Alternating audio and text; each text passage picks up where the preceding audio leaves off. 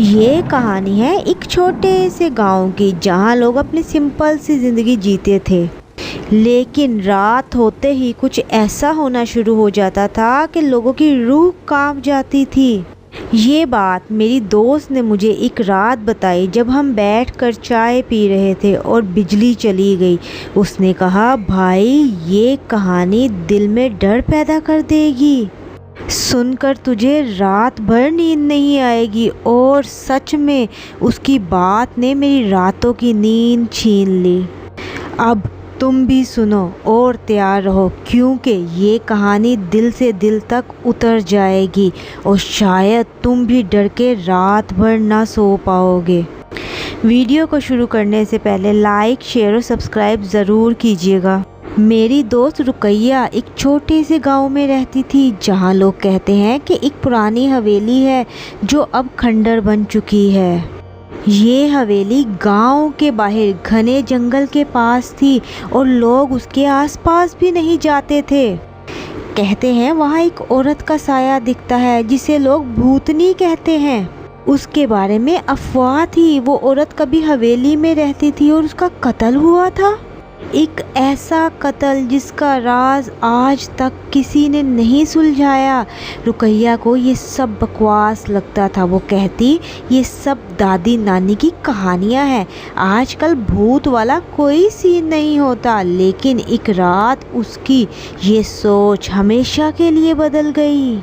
रुकैया की छोटी बहन सना और उसकी दोस्त ज़ैनब दोनों को बहुत अजीब से शौक थे। उनका शौक था कि वो हवेली में जाए। एक दिन उनके गांव के कुछ लड़कों ने एक चैलेंज रखा, रात के 1 बजे हवेली में जाके एक सेल्फी लेना और वापस आके सबको दिखाना। रुकैया ने बहुत रोका, कहा पागलपन मत करो, वहाँ कुछ नहीं है। लेकिन जंगल में खतरा है, जानवर होते हैं, अंधेरा होता है। मगर सना और ज़ैनब नहीं मानी। दोनों ने प्लान बनाया, रात को निकल पड़ेंगे। रात के 12:30 पे दोनों हवेली के पास पहुंची। हवेली का खंडर इतना पुराना था कि दीवारों पे काई और अजीब सी बू थी। खिड़कियों के शीशे टूट चुके थे और तो और अंदर से अजीब किस्म की आवाज़ें आती थी, जैसे हवा का झोंका या कोई पुराना दरवाज़ा खटखटा रहा हो। सना ने अपने फ़ोन का फ्लैशलाइट ऑन किया और दोनों अंदर चली गई। ज़ैनब थोड़ी डर रही थी, बोलती रही, सना यहाँ से वापस चल, मुझे अच्छी वाइब नहीं आ रही। लेकिन सना ने मजाक उड़ाया, क्यों, भूतनी से डर गई है क्या? चल सेल्फी लेकर निकलते हैं।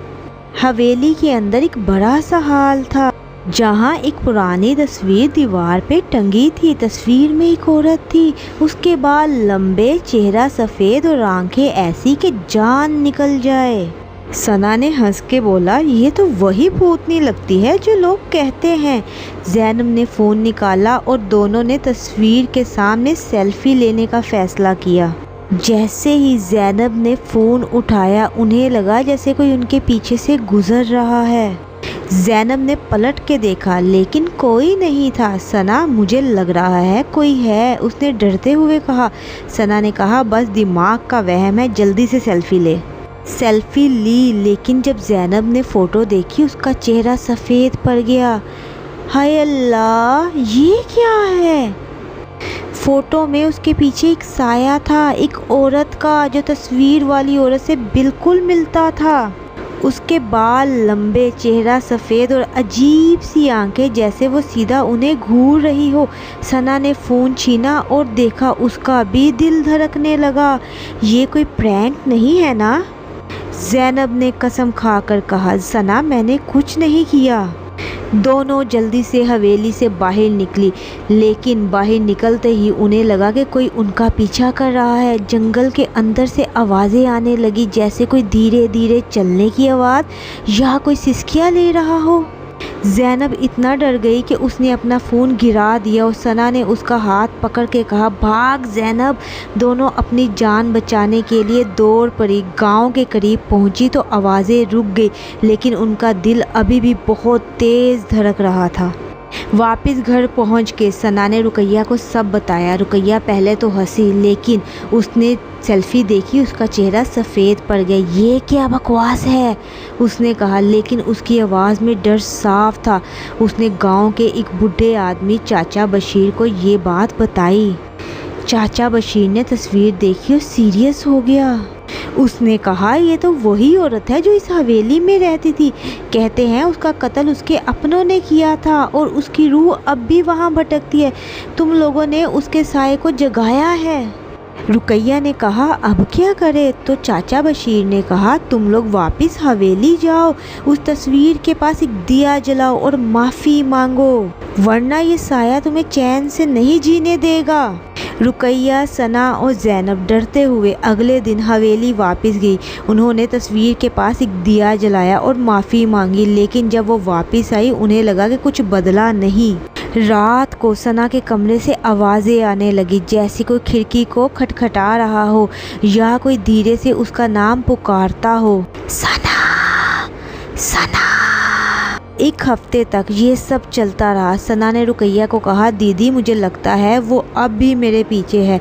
ज़ैनब भी कहती थी कि उसे रात को अजीब सपने आते हैं जहाँ वो औरत उसके पास खड़ी होती है और बोलती है, मुझे इंसाफ चाहिए। रुकैया ने मौलवी को बुलाया, जिसने घर में दुआ पढ़ी और कहा कि अब सब ठीक हो जाएगा। लेकिन एक रात जब सना अपने कमरे में अकेली थी, उसने अपने फ़ोन में वही सेल्फी देखी। इस बार साया और करीब था, जैसे वो उसके कंधे पे हाथ रख रही हो और उसकी आंखें सना को घूर रही थी। सना ने चीख मार के फ़ोन फेंक दिया और उसके बाद उसने कभी उस हवेली का नाम भी नहीं लिया। लेकिन ये कहानी यहाँ ख़त्म नहीं होती। एक दिन रुकैया ने अपने घर के आंगन में कपड़े सुखाने गई।